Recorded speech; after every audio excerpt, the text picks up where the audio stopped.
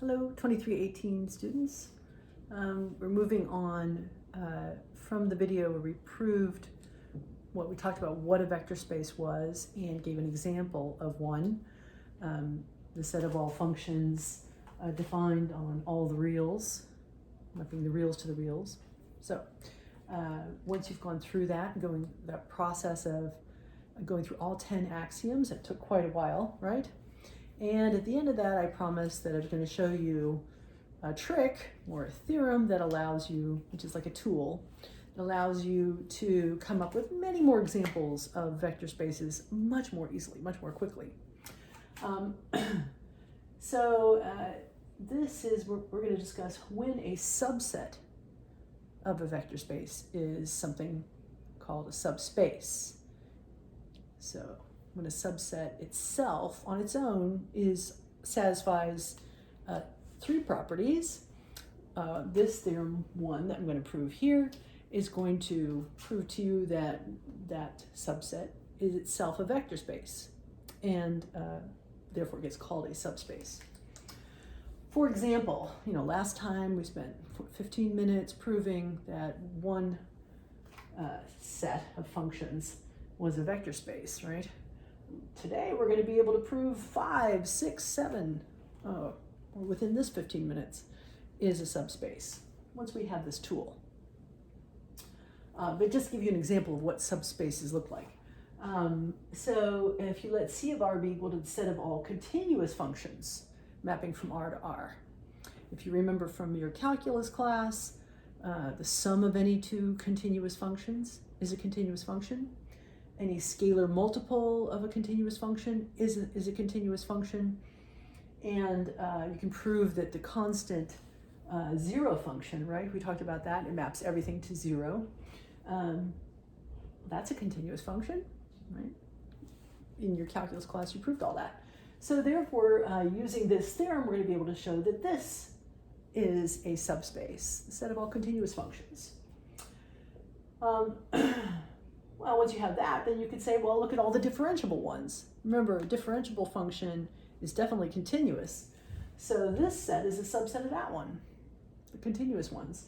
And you can prove that the sum of any two differentiable functions is differentiable. Any scalar multiple of a differentiable function is differentiable. And that the zero function is differentiable. So it's a subspace. Same thing true with integrable functions. Okay, you can go back in your calculus and find theorems that talk about when these three properties, in particular these two, are satisfied in those sets. Apart from those that are in the calculus, now you can reason out that something like this, P2, your book has examples involving Pn. P2, those are all the polynomials of degree at most 2. Okay, you can prove that you add 2 of those, you get another one. You add 2 quadratic polynomials, you get another quadratic. You multiply a scalar through a quadratic polynomial, you've got another quadratic polynomial. So they are closed under vector addition and under scalar multiplication. And the zero function is in here. Just let a naught equal to 0, a1 equal to 0, and a2 equal to 0. Okay, so that is a subspace. And you can prove that with any, you can change this 2 to any n. Okay, so you said have the set of all n degree polynomials. It forms a nice subset, which forms a subspace. Okay, so let's get this theorem out of the way. You're going to be asked to prove this yourself on tests and so forth. So let's look at how easy it is. Okay, so the theorem is this. Now this is the first time we're proving a theorem, so you need to bring out all your logic skills because you need to do that in this class, 2318, right? So this, everything that comes after the if is part of the premises. After the then comes the conclusion. All right, so the theorem is that if you have these 4 premises satisfied, then you're going to be able to conclude about S, a subset of V, that it is also a vector space and that we're going to call it a subspace. what are these things we have to show about S? So instead of showing 10 things, we just have to show these 4. Okay.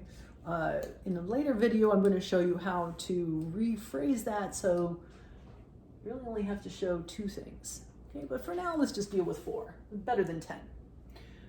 So if S is a subset of V, the vector space, some vector space that you already know of. So if you already have some vector space on hand, and you have a subset of V, a set of vectors, such that definitely the 0 vector is in there, and definitely S is closed under vector addition, and that S is closed under scalar multiplication.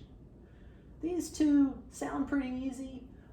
In the next video, I'm going to go over examples of subsets that aren't subspaces because they don't satisfy one of those properties. Okay, but for now, this is all we need to show, and then that will be a subspace. Now, why is that true? That's the proof we're doing here.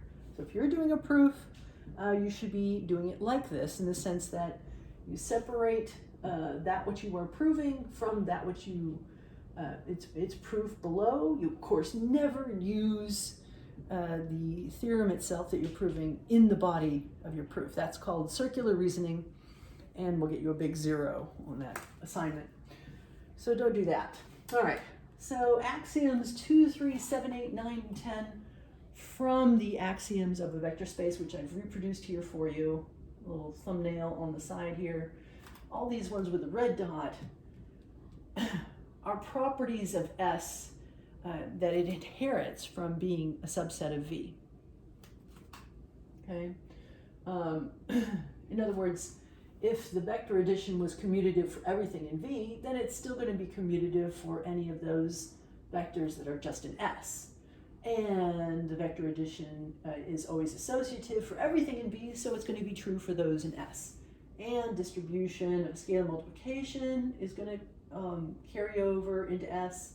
Distribution of scalar multiplication over plus in the field carries over. Scalar multiplication is associative. Again, it carries over.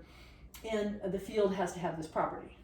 So notice that what we do here is we replace this V with this S in this 6 tuple, but it has to be the same field. That's important. Okay? All right. So if you do have the same field there, then all 2, 3, 7 through 10 are going to be true for free. Now, what about 1, 4, and 6? Well, 1, that it's got to be closed under vector addition. That's part of our premise. We assume that. So assuming you can prove that, assuming you can prove 4, that S is closed under scalar multiplication, that's this axiom here. You have to assume that. Let's see, 1, 4, and 6. 1, 4. Oh yes, you have to make this theorem work, you have to show that there is the 0 vector of V found in S. Okay? Notice right here, this implies that S is a non-empty subset. If it has to be true that it has a 0 vector in there, then it's definitely not an empty subset. All right. So this just leaves us with axiom 5. What was axiom 5? The existence of additive inverses in V. Remind yourself what that looked like. For every V in V, there had to exist some other vector such that if you add those 2 vectors together, you get back to the 0 vector. In other words, we call this W the additive inverse of V, right? And there's special notation for that. We use an opposite symbol in front of V for the additive inverse.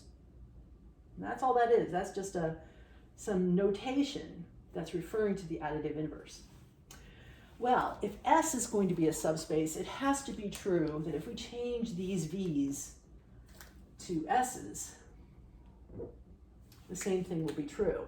It's got to be true for every vector in that subset that its additive inverse, the opposite of it, the opposite of V, has to also be an S. That doesn't always happen. Next video, we're going to go over examples where that doesn't happen, so you can say, oh, that subset is not a subspace. But we need to show this is true.